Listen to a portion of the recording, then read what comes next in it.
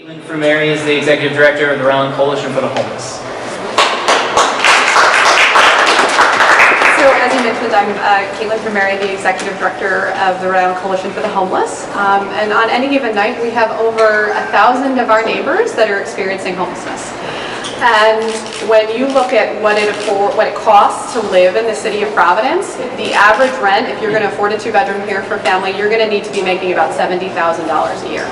So it doesn't take a mathematician to figure out that that is not what the average City of Providence resident is making. And then when we look at those experiencing homelessness, we have about 1/3 of our families making between $6,000 and $12,000 a year.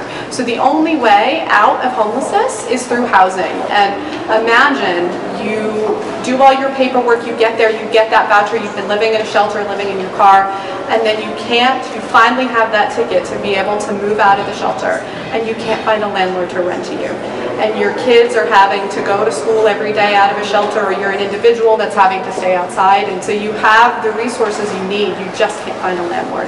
And I think a lot of what happens is it's discrimination on poverty, it's discrimination, really racism, systemic racism. When you look at, the number 50% of African Americans is our general population as a country, and then we're seeing them double, overrepresented in our homeless population. What's happening there that we have such an overrepresentation of persons of color? That's discrimination. That's everything that my other colleagues have spoken about.